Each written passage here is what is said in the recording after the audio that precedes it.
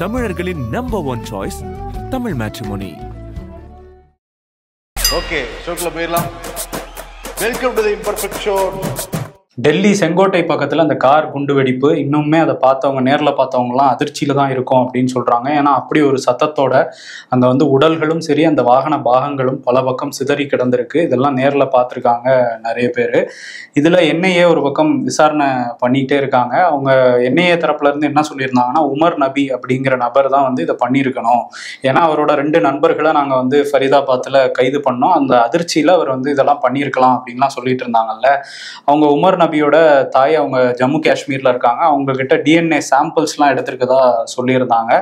இப்போ வந்து அந்த சாம்பிள்ஸோட இந்த இடத்துல இந்த சம்பவ இடத்துல கிடைச்ச ஒரு உடலும் வந்து பொருந்தி போகுது. அதனால இதை பண்ணது உமர் நபி தான் அப்படிங்கிறத என்ஐஏ கன்ஃபார்ம் பண்றாங்க. அதே மாதிரி சில சிசிடிவி காட்சிகளும் எங்களுக்கு கிடைச்சிருக்கு. அவர் வந்து ஓல்டு டெல்லி உள்ளிட்ட சில பகுதிகளில் சுத்தி தெரிஞ்சிருக்காரு. அந்த காட்சிகளும் எங்களுக்கு கிடைச்சிருக்குன்னு என்ஐஏ தரப்புல இதெல்லாம் சொல்லப்படுது. ஓகே, செங்கோட்டையில் நடந்த இந்த குண்டுவெடிப்புக்கு யார் பொறுப்பேற்றுக்கணுங்கிற ஒரு கேள்விதான் எதிர்கட்சிகள் தொடர்ந்து வந்து கேள்வி எழுப்பிட்டு இருக்காங்க.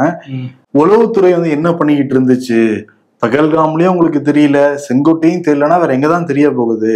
இதெல்லாம் தாண்டி ஹரியானால சுமார் 2500 கிலோவுக்கு மேல வெடி மருந்துகள்லாம் எடுக்கப்பட்டிருக்கு. ஒரு 5 கிலோ 10 கிலோனா கூட புரிஞ்சுக்க முடியுது. 2500 கிலோ ஒரு குறிப்பிட்ட பகுதியில ஒரே பகுதியில வந்து சேகரிச்சு வச்சிருக்காங்க அப்படின்னா இது எவ்வளவு பெரிய ஒரு பாதுகாப்பு குறைபாடா இருக்கு. இன்னும் எங்கேயாவது வெடி மருந்துகள் சப்ளை ஆயிருக்கா? அதெல்லாம் நாட்டு மக்களுக்கு தெரியப்படுத்த எதிர்கட்சிகள் தொடர்ந்து கேள்வி எழுப்பிட்டு இருக்காங்க. இன்னொரு பக்கம் சிதம்பரம் பெகல்காம்ல தாக்குதல் நடந்ததுக்கு பிறகு, பெகல்காமுக்கு முன் பெகல்காமுக்கு பின்னு நான் வந்து சொன்னேன். நாடாளுமன்றத்துல பேசுறப்ப கூட வெளிநாட்டுல பயிற்சி எடுத்துட்டு இந்தியாவுக்குள்ள ஊடுருவின தீவிரவாதிகள் ஒரு பக்கம், இந்தியாவிலே உருவான தீவிரவாதிகள் இன்னொரு பக்கம் நான் சொன்னேன். இந்த ஸ்டேட்மெண்ட்டுக்கு என்னை வந்து சோசியல் மீடியால கடுமையாக விமர்சனம்லாம் பண்ணாங்க. இப்ப அது உண்மையாயிருக்கு. அரசாங்கத்துக்கு இது தெரியாதனாலதான் மௌனமா இருந்தாங்க. ஒரு இந்திய குடிமக்களே நல்லா படிச்சவங்களே இந்த மாதிரி தீவிரவாதத்துக்கு மாறுறதுங்கிறது எப்பேற்பட்ட ஒரு சூழல் அப்படிங்கிற மாதிரி கேள்வி வந்து எழுப்பியிருக்காரு. மதத்தையும் பதிவு பண்ணியிருக்காரு. எந்த சூழ்நிலையில அவங்க தள்ளப்படுறாங்க தீவிரவாதத்தை நோக்கி அப்படிங்கிற ஒரு முக்கியமான கேள்வியை வந்து எழுப்பியிருக்காரு. இதுல இன்னொரு பக்கம் பிரதமர் மோடி உயர்மட்ட கூட்டம் போடுறேன்னு பாதுகாப்புத்துறை அமைச்சர் முப்படைகளோட தளபதிகள்லாம் கூப்பிட்டு ஒரு மீட்டிங் போட்டிருக்காரு. அதை வந்து சினிமாட்டிக் கேமராலாம் வச்சு ஒரு ஆங்கிள் வீடியோவா எடுத்து மத்திய அரசு வந்து வெளியிட்டு இருக்காங்க. அதோட அவசியம் என்னன்னு நமக்கு புரியல. பட் இதெல்லாம் வீடியோவும் போட்டோ ஷூட்டும் தான் நடந்துகிட்டு இருக்குன்னு எதிர்கட்சிகள் குற்றச்சாட்டு வைக்கிறாங்க. இன்னொரு பக்கம் தமிழ்நாட்டில் பொன் ராதாகிருஷ்ணன் அவர் சர்ச்சையான ஒரு கருத்தை வந்து பதிவு பண்ணியிருக்காரு செய்தியாளர் சந்திப்புல. அவர் என்ன சொல்றாரு அப்படின்னா, இப்போ அங்க குண்டு வெடிச்சது அப்படின்னா பீகார்ல காங்கிரஸ் ஜெயிச்சிருவாங்க அப்படின்னு நம்ம எடுத்துக்கலாமா? அப்படின்னா அது காங்கிரஸ் தான் காரணம், அப்போ ராகுல் காந்தியை கைது செய்யணுமா வேணாமா அப்படிங்கிற மாதிரி ஒரு சர்ச்சையான கருத்தை சொல்ல, அதுக்கு அந்த தொகுதியோட எம்பி விஜய் வசந்த் அவர் வந்து பதிலடி கொடுத்திருக்காரு. ஒரு கீழ்த்தரமான அரசியலை வந்து மத்திய அமைச்சரா இருந்துட்டு முன்னாள் மத்திய அமைச்சர் இப்படி ஒரு கீழ்த்தரமான அரசியலை ஒரு வெறுப்பை பரப்புற மாதிரி பேசுறாரு அப்படின்னு சொல்லி கண்டனத்தை பதிவு பண்ணியிருக்காரு. ஓகே, அமெரிக்கால இருந்து என்ன சொல்றாங்கன்னா, அமெரிக்காவுடைய வெளியுறவுத்துறை அமைச்சர் மார்க்கோ ரூபியோ டெல்லியில இந்த செங்கோட்டையில் நடந்த அந்த குண்டுவெடிப்புங்கிறது ஒரு தெளிவான திட்டமிட்ட ஒரு தாக்குதல் தான். அமெரிக்கா உதவி பண்ண நாங்க வந்து முன் வந்தோம். ஆனா இந்தியாவே ரொம்ப சிறப்பா வந்து அதை வந்து விசாரிச்சுக்கிட்டு இருக்காங்க, எங்களுடைய பாராட்ட தெரிவிச்சுக்கிறோம்னு அவர் வந்து சொல்லியிருக்காரு. ஆமா, வரும் முன் தடுக்கணும், ஆனா அடுத்தடுத்து நடந்தும் தடுக்க தவறுறாங்களே, அதுதான் நமக்கு பெரிய கேள்வி. செங்கோட்டை வரையும் வந்துட்டாங்களே. ஆமா, அப்ப எவ்வளவு வீக்கா இருக்கு மத்திய உள்துறை அமைச்சகம்ங்கிறது தான் நம்ம தெரிஞ்சுக்கணும். இதே வந்து பாஜக ஆளாத மாநிலங்கள் அப்படி நடந்தது அப்படின்னாலே அவங்க பதவி விலகணும், சட்ட ஒழுங்கு சரியில்லை, அது இல்லை இது இல்லைன்னு சொல்லியிருப்பாங்க. பட் செங்கோட்டையில் நடந்ததுக்கு இதுவரை யாரும் பொறுப்பேற்றுக்கவே கிடையாது. ஆமா, ஏன்னா வந்து இந்த கரூர் சம்பவத்துக்கே அவர் ஒரு நடிகரா இருந்த அரசியல்வாதியா வந்ததுனால ஹேமமாலினி அவங்களும் நடிகையா இருந்த அரசியலுக்கு வந்து ஒரு குழுவை அமைச்சு வச்சு என்ன நடந்துச்சுலாம் ஆய்வு பண்ணாங்க. இப்ப நாட்டோட ஒரு பாதுகாப்பான ஒரு இடத்துல இப்படி நடந்திருக்குன்னா அதுக்கு ஏதாவது ஒரு குழுவை பாஜகவே அனுப்புவாங்களா அப்படிங்கிற கேள்வியெல்லாம் நமக்கு வருது இல்ல. ஸோ இதெல்லாம் பண்ண மாட்டாங்க, ஏன்னா அவங்க டபுள் இன்ஜின் கவர்மெண்ட்னு சொல்லிட்டு இருக்காங்க. அங்கேயே ஒரு ஃபெயிலியர் தான். சரி, இதே மாதிரி ஒரு குண்டுவெடிப்பு சம்பவம் இஸ்லாமாபாத்லயும் நடந்திருக்கு, பாகிஸ்தான்ல. அங்க உள்ள கோர்ட்டுக்கு வெளியில ஒரு கார் வெடிப்பு சம்பவம் நடந்திருக்கு. அதுல 12 பேர் வந்து உயிரிழந்திருக்காங்க, அப்பாவி பொதுமக்கள். இதுல என்னன்னா அங்க ஃபர்ஸ்ட் வந்து அந்த நாட்டோட பாதுகாப்புத்துறை அமைச்சர் கவாஜா அவர் வந்து இதுக்கு காரணம் ஆப்கானிஸ்தான் தான், தாலிபான் அரசு தான் இதை பண்ணியிருக்கணும் அப்படின்லாம் குற்றச்சாட்டு வச்சாரு. சில மணி நேரத்திலேயே வந்து அந்த நாட்டோட பிரதமர் ஷெபாஸ் ஷெரீப் இதை இந்தியா தான் பண்ணியிருக்காங்க அப்படின்னு வந்து சொல்லிட்டு இருக்காங்க. இப்ப பாகிஸ்தான் வந்து 2 பேரும் சேர்ந்து பண்ணியிருக்காங்கன்னு அவங்க ஒரு கதை கட்டிட்டு இருக்காங்க. ஏன்னா ஆப்கானிஸ்தான் வெளியுறவுத்துறை அமைச்சர் வந்துட்டு போனார்ல, அதனால கதை கட்டுறதுக்கு ரொம்ப வசதியா இருக்கனால அந்த ஸ்கிரிப்ட் எழுதிட்டு இருக்காங்க பாகிஸ்தான் மக்கள் கிட்ட எழுதிட்டு இருக்காங்க. அங்க வந்து அந்த முப்படைகளோட தளபதியா அசீம் முனீர் அவருக்கு வந்து அதீத முக்கியத்துவம் கொடுக்குறாங்கன்னு சொல்லி ஒரு குற்றச்சாட்டு இருக்கு. அவரு தான் வந்து கூப்பிட்டு ட்ரம்ப்புமே விருந்தெல்லாம் வச்சாரு அப்படின்லாம் நம்ம பார்த்தோம்ல. இப்ப அவருக்காக ஒரு சட்ட திருத்தத்தையே அந்த நாடு வந்து பண்ணியிருக்காங்க. இதுல என்ன பண்றாங்க அப்படின்னா, அவருக்கு அதீத அதிகாரம் கொடுக்குற மாதிரி இந்த நியூக்ளியர் வெப்பன் தயாரிக்கிறதுல இருந்து எல்லாத்துலயுமே அவருக்கு முடிவெடுக்கக்கூடிய ஒரு அதீத அதிகாரத்தை அவருக்கு வந்து கொடுக்க போறாங்களாம். அதுக்கான சட்ட திருத்தத்தை ஷெபாஸ் ஷெரீப் அரசே பண்ணியிருக்காங்க. இதுக்கு முன்னாடியுமே ராணுவத்தோட ஆதிக்கம் அந்த நாட்டுல இருந்துகிட்டே தான் இருக்கும். ஆனா 2008க்கு அப்புறம் பார்த்தோம்னா மக்களால் தேர்ந்தெடுக்கப்பட்ட அரசுன்னு சொல்லி ஒரு பிரதமர் தான் ஆட்சி பண்ணிட்டு இருந்தாங்க. இருந்தாலும் ராணுவத்துக்கு ஒரு செல்வாக்கு இருந்துச்சு. இப்ப இன்னும் கை ஓங்கி இருக்குங்கிற மாதிரி தான் தெரியுது. ராணுவத்தோட ஒரு மக்களாட்சியை தாண்டி ஒரு ராணுவ ஆட்சி மாதிரி தான் பாகிஸ்தான்ல நடந்துட்டு இருக்கு. சட்ட திருத்தத்தை கொண்டு வந்துட்டா ராணுவ ஆட்சி நீ சொல்ல முடியாத, சட்டப்பூர்வமான ஆட்சின்னு தானே சொல்ல முடியும். இன்னொன்னு, இந்தியாவில ஒரு 10 இடங்கள்ல எண்ணெய் வந்து சோதனை பண்ணிருக்காங்க. 5 மாநிலங்கள்ல, குஜராத், மேகாலயா, வெஸ்ட் பெங்கால் போன்ற பகுதிகளில் தொடர்ந்து விசாரணை போய்கிட்டு இருக்கான். பீகார்ல நாளைக்கு வாக்கு எண்ணிக்கை காலையில 8 மணிக்கு ஆரம்பிக்க போறாங்க. முதல்ல தபால் வாக்கு, அதற்கு பிறகு பெட்டியை உடைச்சு அந்த வாக்கு என்ன போறாங்க. பெட்டியை உடைக்கிறாங்களா? ஓ, இந்த பொட்டிப்பா. ஓ, அந்த பொட்டியா? நான் கூட ஏற்கனவே பொட்டியெல்லாம் போயிருக்குமே நினைச்சேன். வாக்கு எண்ணிக்கை மையத்துக்கு சொல்றேன். ஆனா ரொம்ப சாரதான் நம்பி இருக்காங்க போல. 12 மணிக்குள்ளார தெரிய வந்துடும் சொல்றாங்க. ஏற்கனவே எக்ஸிட் போல் எல்லாமே வந்து என்டிஏ கவர்மெண்ட் தான் திரும்பி ஃபார்ம் ஆகுங்கிறாங்க. பட் காங்கிரஸ் அன்கோ வந்து இல்ல 70 லட்சம் வாக்குகளுக்கு மேல புதுசா பதிவாயிருக்கு, அப்ப நாங்க தான் ஆட்சிக்கிறோம் இருக்காங்க. பதிவாயிருக்கு கேஸ் வந்து யார் தோல்வி அடைஞ்சாலுமே இது காரணம் தேர்தல் ஆணையம்னு சொல்ல வாய்ப்பு இருக்கு, சாருன்னு சொல்ல வாய்ப்பு இருக்கு எதிர்கட்சி குறிப்பா. ஆமா, ஆனா யார் ஜெயிச்சாலுமே நம்ம தான் சிஎம் அப்படிங்கறதுல நிதிஷ்குமார் ரொம்ப இதா இருப்பாரு. ஏன்னா 20 வருஷமா எம்எல்ஏ கூட இல்ல, அவரு எம்எல்சி தான். இருந்தாலும் நான் தான் சிஎம் இருப்பேன்ட்டு இருந்துகிட்டு இருக்காரு அங்க. அவரு மட்டும் தான் கவலை இல்லாம இருக்கும்னு நினைக்கிறேன். பாத்துக்கலாம், அங்கிட்டு தாவிரும் இருப்பாரு. அது இவங்களுக்கும் தெரியும், அவங்களுக்கும் தெரியும். ஆமா, அவ்வளவுதான் மேட்ரு. பட் நாளைக்கு இந்நேரத்துக்கு நம்ம முடிவு கிட்டத்தட்ட வந்து தெரிஞ்சிடும் யார் ஆட்சி அமைக்க போறாங்க அப்படிங்கிறது. இன்னொரு பக்கம் சார் தமிழ்நாட்டை பொறுத்த வரைக்கும் ஒரு 80% மேல கொடுத்து முடிச்சிட்டாங்களாமே. ஆமா, ஏதோ 5,67,000 பேருக்கு நாங்க கையில கொடுத்துட்டோம் ஃபார்ம் அப்படின்றாங்க. நிறைய பேர் வரலன்னும் சொல்றாங்க. நம்ம நேர்கள் அவ்வளவு பேர் டெய்லி மெசேஜ் அனுப்புறாங்க, கேள்விகள் கேட்கறாங்க. நிறைய பேருக்கு இன்னும் வரலையா, அது எப்படி ஃபில் பண்ணணும்னு தெரியலங்கிறாங்க. உயர் பதவியில் இருக்கவங்களுக்கே அது புரியல அப்படிங்கிறாங்க. ஆமா, இதுல வந்து ஃபாரின்ல இருக்க நேயர்கள் கூட நமக்கு மெசேஜ் அனுப்புறாங்க. ஓவர்சீஸ்னு தனியா ஒரு போர்ட்டலே வச்சிருக்கிறாங்க அந்த எலெக்ஷன் கமிஷனோட வெப்சைட்ல. அதுல போய் பாஸ்போர்ட் நம்பர் எல்லாம் கேக்குது. ஆனா அதுக்கு அடுத்த ஸ்டெப் போகலங்கிறதும் ஒரு பிரச்சனையா இருக்கு. நீங்க அந்த எலெக்ஷன் கமிஷனோட வெப்சைட்ல போய் ஓவர்சீஸ்ங்கிறதுல ட்ரை பண்ணலாம். பட் அது சரியா ஒர்க் ஆகலங்கிறது நம்ம ட்ரை பண்ணி பார்த்ததுல தெரிஞ்சுது. உங்களுக்கு ஒர்க் ஆகுதான்னு நீங்க பார்த்துட்டு கமெண்ட்ல சொல்லுங்க. ஆமா, இன்னொரு பக்கம் தமிழ்நாடு காங்கிரஸ் தலைவர் செல்வ பெருந்தகை, எனக்கே இந்த ஃபார்ம் எப்படி ஃபில் பண்றதுன்னு தெரியலங்க, அவ்வளவு குழப்பமா இருக்கு. உறவினர்னு கேக்குறாங்க, எந்த உறவினரா நான் வந்து குறிப்பிடுறது அப்படிங்கிறாரு. சரி, நிர்மலா சீதாராமன் குற்றச்சாட்டு வச்சாங்களே, காங்கிரஸ் ஆட்சி காலத்துல 10 முறை சார் வந்து நடந்திருக்கு, சிறப்பு தீவிர திருத்தம் நடந்திருக்கு, அப்புறம் பயப்படுறாங்க அப்படின்னு. ஆமா, காங்கிரஸ் ஆட்சி காலத்துல நடந்துச்சு. அப்ப யாரையும் நாங்க வந்து துன்புறுத்தல, பயமுறுத்தல, தேர்தல் நெருக்கத்துல நாங்க வந்து பண்ணவும் இல்லை. நல்ல கேப் இருக்கிறப்ப பொறுமையா தான் வந்து நாங்க பண்ணோம். ஆனா இப்ப 4-5 மாசத்துல தேர்தல் தேதி அறிவிக்கிறதுக்கு முன்னாடி பண்ண வேண்டிய அவசியம் வந்து கேள்வி. அதுவும் ஒரே மாசத்துக்குள்ள அந்த ஃபார்ம் ஃபில் அப் பண்றதெல்லாம் முடிக்கணும் அப்படிங்கிறதும் சொல்லியிருக்காங்க. மழை டைம்ல சொல்லியிருக்காங்க. தேர்தல் நடக்கிற ஆண்டுக்கு கொஞ்சம் முன்னாடி பண்றதெல்லாமும் இதுக்கு முன்னாடி நடந்தது இல்லைங்கிறது தான் காங்கிரஸோட வாதம். இப்ப அண்ணாமலையே வந்து சொல்றாரு. அண்ணாமலையே சொல்றாரா? ரொம்ப குழப்பமா இருக்கு, இந்த சார்ல நிறைய குழப்பம் இருக்குதான், மறுக்க முடியாது, அதை சரி செய்யணும்லாம் அவர் பேசிட்டு இருக்காரு. ஐயோ, பிஜேபி அவங்க பாய்வாங்களே. ஏன்னா செல்வ பெருந்தகை வந்து எனக்கு ஃபார்ம் ஃபில்அப் பண்ண தெரியலன்னு சொன்ன உடனேயே தமிழ் தானே இருக்கு ஃபார்ம், தமிழ் கூட தெரியாத நீங்க எல்லாம் தலைவராலாம் திட்டிக்கிட்டு இருந்தாங்க. அண்ணாமலை எப்படி திட்ட போறாங்கன்னு தெரியலையே. கர்நாடகா கவர்மெண்ட் அந்த மேகேதாட்டு அணையை நாங்க கட்டியே தீர்வோங்கிறதுக்கு குறியா இருக்காங்க. அதுக்கான திட்ட வரைவு அறிக்கையும் வந்து வெளியிட்டு இருக்காங்க. இப்ப தமிழ்நாடு அரசு அதெல்லாம் கட்டக்கூடாதுன்னு மனுவெல்லாம் தாக்கல் பண்ணியிருந்தாங்க உச்சநீதிமன்றத்தில். உச்சநீதிமன்றம் என்ன சொல்லியிருக்காங்கன்னா, இந்த அறிக்கை அப்படிங்கிறது இப்போதான் வந்திருக்கு, இருந்தாலும் முன்கூட்டியே நீங்கள் நீதிமன்றத்தை நாடி இருக்கீங்க. இந்த மேகேதாட்டு அணை அப்படிங்கிறது வரணும் அப்படின்னா அது காவேரி அந்த நீர் மேலாண்மை ஆணையமும் காவேரி ஒழுங்காற்று ஆணையமும் அவங்க ஒப்புதல் கொடுத்தா மட்டுமே இதெல்லாம் நடக்கும். அவங்க கிட்ட பரிந்துரைக்கு போகணும். இந்த மேகேதாட்டு அறிக்கையெல்லாம் நீங்கள் அங்கேயும் சமர்ப்பிக்கணும் அப்படின்னு சொல்லியிருக்காங்க. பட் ஆனால் கர்நாடகா கவர்மெண்ட் கிட்ட ஏற்கனவே காவேரி நீர் மேலாண்மை ஆணையம் என்ன சொன்னாங்க, தண்ணி விட சொன்னாங்க. அதை அவங்க கேட்கவே இல்லை. இப்போ நீதிமன்றம் என்ன சொல்றாங்கன்னா, நீதிமன்றத்தோட உத்தரவை இந்த காவேரி நீர் விவகாரத்துல நாங்க சொன்ன உத்தரவை நீங்க கடைபிடிக்கல அப்படின்னா அது நீதிமன்ற அவமதிப்பா மாறுங்கிறத கர்நாடக அரசு மனசுல வச்சுக்கணுங்கிற மாதிரி சொல்லியிருக்காங்க. பட் பலமுறை அவங்க அவமதிச்சுக்கிட்டு தான் இருக்கிறாங்க. அந்த ஆணையம் சொல்றதுலாம் கேட்கறதே இல்லை கர்நாடக அரசு. ஆமா, அவமதிப்போம் வச்சுக்கோங்க அப்படின்ட்டு போறாங்க அவங்க. சரி பாபு, நீதிமன்ற கடைபிடிக்க நடவடிக்கை எடுத்தா வாய்ப்பிடுவாங்க மேபி கர்நாடகா எதிர்காலத்துல. சரி, இன்னொரு பக்கம் கருக்கா வினோத் ஆளுநர் மாளிகைக்கு முன்னாடி பெட்ரோல் குண்டை தூக்கி வீசினாரு. எண்ணெயை விசாரிச்சுக்கிட்டு இருந்தாங்க. எண்ணெயை சிறப்பு நீதிமன்றம் தீர்ப்பு கொடுத்துருக்காங்க.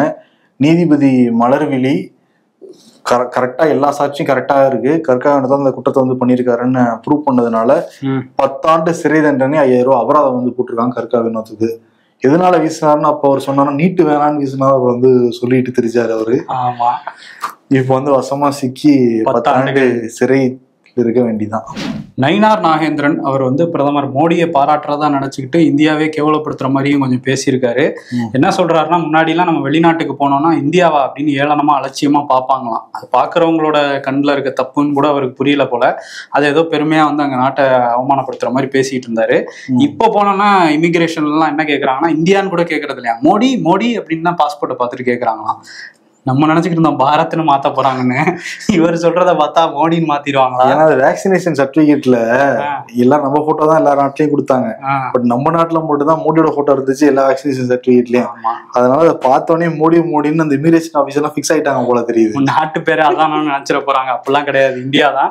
இதுல இன்னொரு விஷயம் அவர் சொல்றது என்னன்னா, இஸ்ரேல் விவகாரத்துல பிரதமர் மோடி தலையிட்டாராம். அதனால கோபமான ட்ரம்ப் இந்தியாவுக்கு 50% டாரிஃப் போட்டாராம். அதனால மோடி அதெல்லாம் கண்டுக்கவே இல்லையா. அந்த அமெரிக்கா விட்டுட்டு மற்ற நாடுகளுக்கு ஏற்றுமதி பண்ண ஆரம்பிச்சுட்டாராம் பொருட்களை. அதனால பயந்துட்டாரான் ட்ரம்ப். அது என்ன உலக அரசியலே தெரியலன்னு தெரியுது நேராக எதிரடுக்கு. இஸ்ரேலுக்கு ஆதரவாக இந்தியா இருந்தது. எதிரி கட்சிகள் இஸ்ரேலுக்கு எதிராக ஒரு வார்த்தையாவது பேசுன்னு கதறிட்டுல இருந்தாங்க. ஆமா, அதெல்லாம் பேசவே இல்லை. இருந்தாலும் ஏதோ ட்ரம்ப் கோவமாயி 50% டாரிஃப் போட்டதாகவும், டாரிஃப் போட்டதுக்கு அப்புறம் அமெரிக்கா விட்டுட்டு மற்ற நாடுகளுக்கு எல்லாம் ஏற்றுமதி பண்ணாராம் மோடியே ஏதோ ஏற்றுமதியாளர் மாதிரி அவர் பண்ணிட்டு இருந்தாரு. அதை பார்த்து வாய்ப்பு இருக்குப்பா. அதான் அவ்வளவு பெரிய விமானம் வச்சிருக்காருல்ல, கோடிக்கணக்கில் வாங்கி போகும்போது மட்டும் தானே போவாரு. நிறைய இதை சேர்த்து ஏற்றுமதி இறக்குமதி பண்ணிட வேண்டியதால. சரி, அப்புறம் என்ன சொல்றாருன்னா, இந்த மாதிரி பண்றதை பார்த்துட்டு ட்ரம்ப் மோடியோட வீரத்தையும் தைரியத்தையும் பார்த்து பயந்து 56 இன்ச் வந்துட்டாப்ல. 56 இன்ச்சை பார்த்துட்டு டாரிஃபை குறைக்கிறதுன்னு சொல்லிட்டாரு ட்ரம்ப். நானே குறைச்சிடுறேங்கன்னு பயந்து சொல்லிட்டாருங்கிற மாதிரி சொல்லியிருக்காரு. அப்ப முன்னாடியே போட்டிருக்கவே கூடாது, முடிவை பயந்து இருந்தா அவரு. ஆமா, போட்டிருக்கவே கூடாது. இவர் என்னமோ சொல்றாரு, அப்படியே இவரு பயப்படல அப்படின்னு சொல்றாரு, தைரியமா இருக்கான்றாரு. பயப்படல, தைரியமான ஆளாச்சே. அதான் தைரியமான ஆளாச்சே. எகிப்துக்கு போயிருக்கலாம், அங்க ட்ரம்ப் வந்தாருன்னு போலான்றாங்க. இந்த மாதிரி அடுத்தடுத்து பயணத்தை தவிர்த்தவர் எப்படியாவது பூட்டானுக்கு போகணும்னு வெடி விபத்து நடந்தா கூட போயிட்டு வந்துட்டாரு. கனடால மரணம் நடந்துட்டு இருந்துச்சு. அசீர் முனிருக்கு ட்ரீட் வைக்கிறதுக்காக அந்த இதையே ரத்து பண்ணி அமெரிக்கா வந்தாப்புல. இந்த கதை எல்லாம் நயினாருக்கு தெரியுமா தெரியாதானே அவங்க தெரியல. அங்க உள்ள நிர்வாகிகளுக்கு தெரியாது, நம்ம என்ன வேணா பேசுவோம்னு பேசிக்கிட்டு இருக்காரான்னு தெரியல. ஓகே, இன்னொரு பக்கம் விஜய் விமர்சனம் பண்ணிருக்காரு. விஜய் சொல்லியிருந்தாருல, திமுக பிஜேபி கூட்டணி கிடையாது அப்படின்ட்டு. அதுக்கு என்ன சொல்றாரு அப்படின்னா, அரசியல்ல நண்பரும் கிடையாது எதிரியும் கிடையாது, ஆனா ஒரு கவுன்சிலர் கூட இல்லாத கட்சி இவ்வளவு பெரிய வார்த்தை எல்லாம் பேசணும்னு யோசிக்கணும்னு கிளாஸ் எடுத்திருக்காரு. ஒரே ஒரு கவுன்சிலர் வச்சிருக்க பாஜக இங்க சென்னையில ஒரே ஒரு கவுன்சிலர் தான். ஆனா அவர் சொல்லியிருக்காரு. சரி, இன்னொரு பக்கம் பிரதமர் மோடி 19ஆம் தேதி கோயம்புத்தூருக்கு வராராம். அந்த கொடிசியா மைதானத்துல வேளாண்மை மாநாடு ஒன்று நடக்க போகுது. அதுல தொடங்கி வைக்கிறாருன்னு அந்த குழு, அந்த மாநாடு நடத்துற குழு அறிவிச்சிருக்கிறாங்க. அதுக்கான வேலை நடந்துகிட்டு இருக்கு. திரும்பியும் ராஜேந்திர பாலாஜி மோடி எங்கள் டேடின்னு கிளம்பி வந்திருக்காரு. சிவகாசியில ஒரு ரயில்வே மேம்பாலம் திறக்கப்பட்டிருக்கு. இந்த ரயில்வே மேம்பாலங்கள் எல்லாமே நம்ம அதிமுக ஆட்சி காலத்துல வந்ததுதான். திமுகவால போய் மத்தியில கேட்டு ஒரு பாலத்தை கொண்டு வர முடியுமா? ஏன்னா முடியாது. ஏன்னா அங்க இருக்கிறது உங்க ஐயா இல்ல, எங்க ஐயா மோடி, மோடி எங்கள் டேடி அப்படின்ட்டு இருக்காரு. அதே மாதிரி காங்கிரஸ் ஆட்டுக்கு தாடி தேவையில்லை, அதே மாதிரி நாட்டுக்கு காங்கிரஸ் தேவையில்லைன்னு பேசியிருக்காரு. பேசியிருக்காரு. இன்னொரு பக்கம் டேடியெல்லாம் தோத்து போயிடுன்னு ஜெயக்குமார் இன்னும் ஃபீல் பண்ணிக்கிட்டு இருக்காப்புல.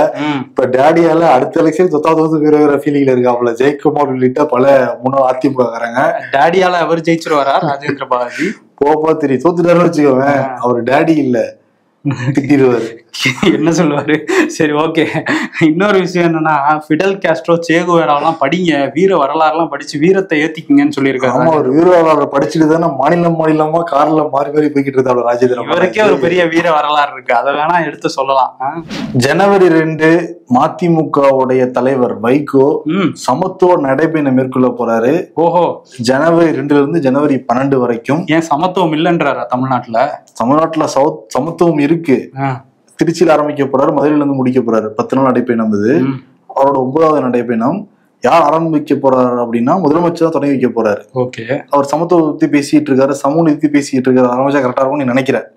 எதுக்காக நடைபயணம் அப்படின்னா, தமிழ்நாட்டுல போதைப் பொருட்கள்ங்கிறது ரொம்ப அதிகமா இருக்கு. கல்லூரி பள்ளி மாணவர்கள் எல்லாமே புழக்கம் அதிகமாயிடுச்சு. அதை கட்டுப்படுத்தணும் நடைபயணம். இதை வந்து தொடங்கி வைக்கிறதே அவங்களா சிஎம் இல்ல, இது சிஎம்க்கு சொல்லிட்டாங்களா இதுதாங்க நடைபயணம்? நமக்கே தெரியுறப்ப உளவுத்துறை வச்சிருக்கிற சிஎம்க்கு தெரியாதா? அது அவர் பாருங்க, அவங்க ஆட்சியில வந்து இவ்வளவு புழக்கம் இருக்குன்னு சொல்லி நடைபயணம் பண்ணாருன்னா கூட்டணியில இருக்க கட்சியே என்ன ஆகும்? கூப்பிட்டு வச்சு கலாயிறாருன்னு நினைக்கிறேன் வைகோ. அதான் நம்ம காமெடி பண்ண வேணாம் போல, அவங்களே பண்ணிக்கிட்டு இருக்காங்க. அது சிஎம்க்கு தெரியும். ஓகே, எனக்கு எல்லாம் காவல்துறை இருக்கு, அவங்களுக்கு தெரிஞ்சதான் விட்டுட்டு இருக்காங்க. நீங்க வழக்கமா நடைபயணம் போங்க. ஓ, நடைபயணம் சரி, அவ்வளவுதான் இவங்களை பொறுத்த வரைக்கும். சரி, போற வழியில எல்லாம் பிடிப்பாரா? கஞ்சா புழக்கம்லாம் இருக்கதை பார்த்து கண்டுபிடிச்சு அரெஸ்ட் பண்ணி போலீஸ்கிட்ட கொடுப்பாரா? அதெல்லாம் கொடுத்துருந்தா இப்பயே கொடுக்கலாமே. சென்னையில என்ன இல்லாமையா இருக்கு? மதிமுக நிர்வாகிகள் இறக்கிட்டோம்னா போதுமே. நிர்வாகிகள் இருக்கணும் முதல்ல. ஆமா, அதுவே ஒரு பஞ்சாயத்து அங்க. சரி, இன்னொரு பக்கம் வந்து பாமக, அவங்களும் வந்து அன்புமணியும் வந்து நல்லா காமெடி பண்ணக்கூடிய ஒரு ஆள் தான். அவர் என்ன சொல்லியிருக்காருன்னா, பாமக 2 பேரும் சேர்ந்து காமெடி பண்ணுவாங்க, சேர்ந்து பண்ணுவாங்க. இப்போ அவர் என்ன காமெடியை எடுத்துட்டு வந்திருக்காரு அப்படின்னா, 2026ல நம்ம தான் ஆட்சி அமைக்கிறோம், நீங்க எல்லாருமே அமைச்சர்கள் ஆயிடுவீங்க அப்படின்னு அங்க உள்ள எல்லா நிர்வாகிகளையும் பார்த்து சொல்றாரு. எல்லாருமே அப்படியே எல்லாரும் ஆக முடியாது, சரி 35 பேர் ஆகணும்னா கூட இவங்க தனிச்சு ஜெயிக்கணும். ஆனா அவர் ஏதோ வந்து சொல்லிட்டு இருக்காரு. சொல்றதானப்பா, காசா பணமா சொல்லி விடுறாரு, என்னமோ சொல்றாரு. அது மனசுல நினைக்க சொல்லுவாங்க.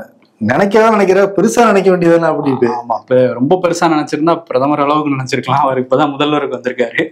இப்ப வந்து என்ன சொல்றாரு? பேராசையான பெரும் நஷ்டம். ஆமா, அதுக்கு ஒரு வந்து ஐடியாவும் வச்சிருக்காரு, சும்மாலாம் அவர் சொல்லிடல. என்னன்னா, திமுக வந்து பூத்துல இறங்கி நல்லா வேலை பாக்குறாங்க தேர்தல் நேரத்துல. நம்ம தேர்தலுக்கு முன்னாடி எல்லாம் போராட்டம்லாம் நடத்தி எப்ப பார்த்தாலும் உழைச்சிக்கிட்டே இருக்கோம். ஆனா வந்து தேர்தல் நேரத்துல அந்த பூத்துல வந்து கொஞ்சம் கோட்டை விட்டுறோம், அதுல மட்டும் கவனம் செலுத்திட்டா நம்ம ஆட்சி தான்ன்றாரு அவரு. ஓகே, பூத்துல கவனம் செலுத்த சொல்றாரு அவரு. ஓகே, ஆனா இப்ப அப்பா அம்மாவுக்குள்ள பெரிய போராட்டம் இருக்கு. அந்த கையெழுத்து போடுற அதிகாரம் என்கிட்ட தான் இருக்குன்னு நீ சொல்லிக்கிட்டு இருக்காரு. ஆனா என்கிட்ட தான் இருக்குன்னு ராமதாஸ் சொல்லிட்டு இருக்காங்க. முதல்ல அந்த போராட்டத்துக்கு முடிவு வரட்டும். பூத்து யார் இன்ஸ்ட்ரக்ஷன் கொடுப்பா? ராமதாஸ் அன்புமணியா? பொட்டி யார் கையில இருக்கோ அவங்க கொடுப்பாங்க, இல்ல வாக்கு பொட்டி அங்க வச்சிருப்பாங்கல்ல, அந்த டைம்ல கொடுப்பாங்க இன்ஸ்ட்ரக்ஷன். ஓபிஎஸ் அணியில இருக்கிற வைத்தியலிங்கம், ஓபிஎஸ் அணியில இருந்த மனோஜ் பாண்டியன் திமுக பக்கம் போயிட்டாரு. இவர் திமுக பக்கம் போவாரா இல்ல வேற பக்கம் போவாரான்னு யோசிச்சுட்டு இருக்கு. அதிமுக பக்கமே போறேங்கிற மாதிரி ஒரு செய்தி அடிபட்டுச்சு. இப்ப வைத்தியலிங்கம் மறுத்திருக்காரு, இல்ல நான் ஓபிஎஸ் பக்கம் தான் நிப்பேன் அப்படின்ட்டு இருக்காரு. அதிமுக பத்தியா? இல்ல, அவர் என்ன சொல்லுவாரு, நான் அதிமுக போல திமுக தான் பேசிக்கிட்டு இருக்கேன் அப்படின்னு வேணா சொல்லுவாரு. போற போக பார்த்தா ஓபிஎஸ் திமுக போற நிலைமை கூட வரலாம் போல, அந்த அளவுக்கு வீக்கா போய்கிட்டு இருக்காங்க அவங்க. இன்னொரு விஷயம் என்னன்னா, சர்வதேச செய்தி பேசிட்டோம்ல, அடுத்து புதின் வராரு, அதுவும் ஒரு சர்வதேச செய்தி தானே. ஆமா, டிசம்பர் 5ஆம் தேதி இந்தியாவுக்கு வராரு. 2021 வந்தாரு. 3 வருஷமா அந்த உக்ரைன் ரஷ்யா போர் நடந்துகிட்டே இருக்கு. போர் நடந்துகிட்டு இருக்க சூழல்ல இந்தியா வர்றது முக்கியத்துவம் வந்து பார்க்கப்படுது. ஏற்கனவே ட்ரம்ப்புக்கும் புத்தினுக்கும் ஒரு பஞ்சாயத்து. இப்ப கச்சா எண்ணெயை வாங்குறத குறைச்சிக்கிட்டதுனால டாரிஃப் கம்மி பண்றேன்னு ஒரு மூடுக்கு வந்திருக்காரு ட்ரம்ப். அங்க கூட இறங்கி வந்துட்டாரு, ரஷ்யாவோட கூட. இங்கேயும் வந்து இறங்கி வருவாரான்னு பார்ப்போம். இன்னொரு விஷயம் என்னன்னா, இந்த ராஜஸ்தான்ல ஒரு ஐஏஎஸ் அதிகாரிகளுக்குள்ள ஒரு மோதல். கணவன் மனைவி தான் அவங்க.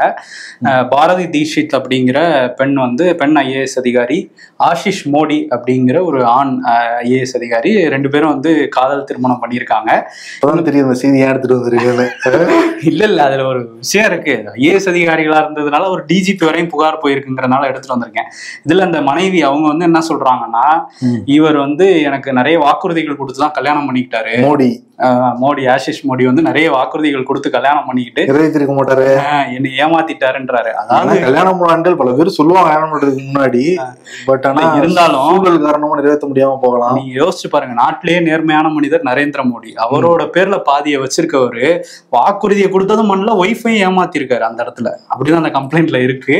அவர் வந்து சொல்றாங்க, இந்த மாதிரி என்னை வந்து கூட்டி போய் மிரட்டினாங்க, டார்க்கா ஒரு இடத்துல அடைச்சு வச்சுலாம் மிரட்டினாங்க, காருக்குள்ள அடைச்சு வச்சு மிரட்டினாங்க, துப்பாக்கியை காட்டி வந்து டைவர்ஸ் நோட்டீஸ் எல்லாம் கையெழுத்து போட சொன்னாங்க. இதே மாதிரி வந்து என்ன மன ரீதியாகவும் உடல் ரீதியாகவும் அவர் தொடர்ச்சியா என்னை துன்புறுத்திக்கிட்டே இருந்தாரு. இதுல நடவடிக்கை எடுத்தே ஆகணும்னு சொன்னோன்னா டிஜிபியும் இப்ப வழக்கு பதிவு பண்ணிட்டாரு. இது ராஜஸ்தான் அரசாங்கத்திலே கொஞ்சம் ஒரு மாதிரி 2 IAS அதிகாரிகள் வெளிப்படையா அடிச்சுக்கிறது ஒரு மாதிரி சலசலப்பா இருக்கு. இது வந்து மோடிக்கு தெரிஞ்சா என்ன நடக்கும், நம்ம பேர்ல ஒருத்தர் ஒய்ஃபை துன்புறுத்தி இருக்காரான்னு தெரிஞ்சா மனுஷன் கொந்தளிச்சு போயிருவாப்ல. கண்டிப்பா.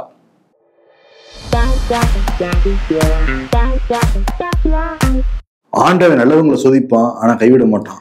ஆண்டவன் நல்லவங்களை எதுக்கு டாக்டரை சோதிக்கணும்? அவருக்கு டைம் பாஸ் ஆகணுமா வேணாமா முருகேசா? நான் மாப்பீஸ் ஒரு குடும்பம் மாதிரின்னு சொன்னேன், உண்மைதான். அதுக்காக அன்புள்ள மாமாவுக்குலாம் எழுதி லீவ் கேட்க கூடாது, புரியுதா?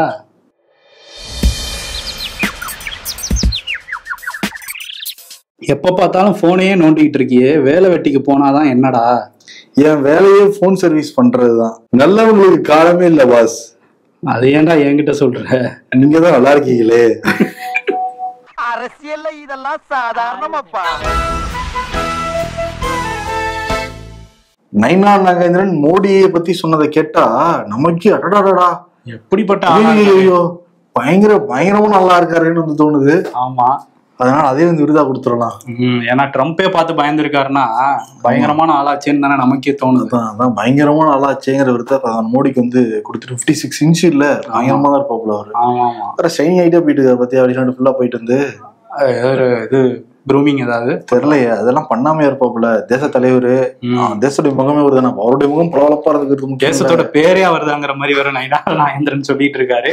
சோ அதனால பயங்கரமான ஆளாச்சேங்கிற விருதை கொடுத்துட்டு கிளம்புவோம். நன்றி. தமிழர்களின் நம்பர் 1 சாய்ஸ் தமிழ் மேட்ரிமோனி.